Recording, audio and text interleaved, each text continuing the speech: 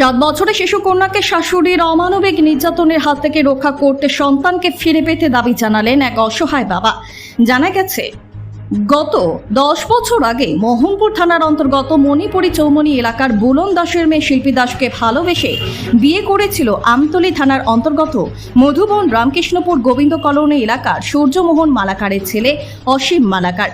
বিয়ের পর তাদের ঘরে এক কন্যা সন্তানের জন্ম হয়। সন্তান জন্মাবার পর গৃহবধূ শিল্পী দাস পরপুরুষের সাথে প্রেমের সম্পর্ক গড়ে তুলেছে বলে অভিযোগ। শিল্পী দাসের কর্মকাণ্ড নজরে আসার পর স্বামী সহ শ্বশুরবাড়ির লোকজন অনেকবার বোঝানোর চেষ্টা করেছিল, কিন্তু এই রাস্তা থেকে কোনোভাবেই ফিরে আসছিল না শিল্পী দাস।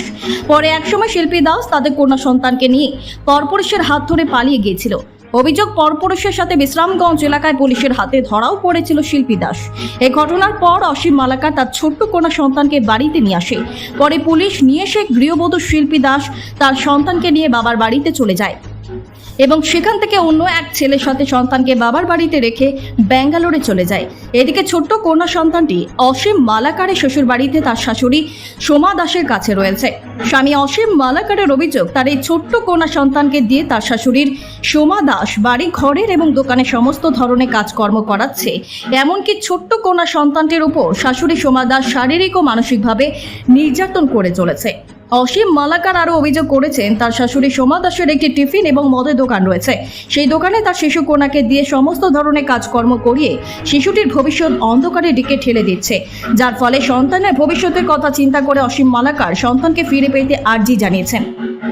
কি ছিল ভাই ঘটনাটা? ঘটনা হয়েছে, আমি সামাজিকভাবে একটা মেয়ের বিয়ে করছিলাম, বাড়ি সিদামনপুর, শিল্পী দাস। আচ্ছা, কত বছর আগে বিয়ে করছিল? তো 10 বছরের মতো হয়েছে। আচ্ছা, 10 বছর রানিং আর কি। হুম। তো আমি বাড়িতে একটা মোবাইল কিনে দিয়েছিলাম, হেরে ওই আমি তো কাজে টাজে তাই ঘরে কিটা লাগে না লাগে আমার ফোন করে জানানোর লেখা। তুই এই মোবাইল দিয়া হ্যাঁ বহুত ধরনের পোলাপানের লোকে সম্পর্ক করছে। অনেক সময় আমার ডাক্তার দেয় তুমি যাবো, আমি কই আমার তো ইমার্জেন্সি কাম আছে, এক কাম করো তুমি আমরা মার লোকে যাবো। তোর না মার লোকে যাইতে পারতাম না, মা যাইতে পারতো না, এই আমি যাম যাইতাম, তুমি যাইতে পারবা? ঘর যাইতাম।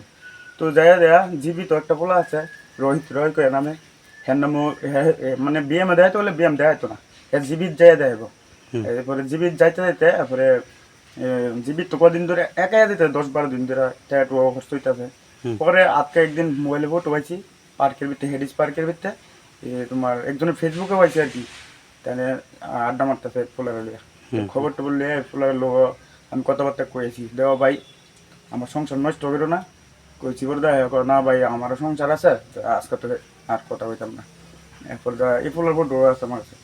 এরপর ভাইতে এসে আবার বুঝাইছি তুমি এইসব কাজ টাজ করো না, আমি যেমনি পারি মানে তুমি যাও চাও আমি তা আইনা দেবো, কেউ জানাইছি না বাড়ি ঘর, আমি আমার ভিতরে রাখছি বা যেমন ভালোবাসা দেবো তাই সব বললে পারে। তাই বলনের কোনো ইয়েই নাই, নাম হইল না। এবার কিছুদিন আগে বাড়িতে কার্য উজ্জা কইরা একবার গেছে যাইছেরা। এই তোমার কি বাচ্চা ছিল? আমার বাচ্চা আছে 7 বছরের। নাম কি বাচ্চাটা? শ্রাবণী মালাকার। আচ্ছা, এরপর বাচ্চা নিয়েই গেছে? বাচ্চা নিয়ে গেছিল। আবার একদিন গিয়ে আমি আনছি বাচ্চারে, আনছি পর এই গেছে মাসের 27 তারিখ আয়া বাচ্চারে লেগে গেছে, যাইয়া এক ফুলার লগে এই বাইকে গেছে গা। এই ফুলারের নাম ঠিক করতাম না। আচ্ছা, বিশ্রামগঞ্জ থানা ধরা পড়ছে ফুলার লগে। এবার থানার অফিসার আমার ফোন করছে, বড় বাবু আমার নাম্বার দিচ্ছে, আমি গিয়ে ছুটে আনতাম। আমি কই না হ্যাঁ এই কাজ জোন করে লেছে, আমি আর ছুটে আনতাম না। এরপরে আনতে গিয়া হ্যাঁ মা শিল্পী দাসের মা সোমা দাস, সিদামনপুর বাড়ি মণিপুরি চমুনি, হ্যাঁ গিয়া ছুড়াই আনছে রাতে 12টা 12:30টার দিকে ছুড়াই আনছে। আইনে সেরা হ্যাঁ নিয়ে এই জোর জবস্তি করে ফুলার বাইর দিয়েছে। তো এনে আবার 10-15 দিন থাকছে।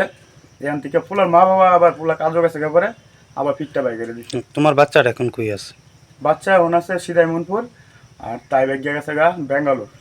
আচ্ছা, ব্যাঙ্গালোর একটা হসপিটাল ডিউটি করে, সুপারভাইজারটা যারা আছে সিকিউরিটি গার্ড তারা রান্না বান্না করে। তোমার বাচ্চা এখন ওইখানে কার লগে আছে? আমার শাশুড়ির লগে। কিরকম আছে তোমার বাচ্চা? খোঁজ খবর? আমার বাচ্চা ঠিক নাই। হ্যাঁ আমার শাশুড়ির একটা মদের দোকান আছে, টিফিনও বেচছে।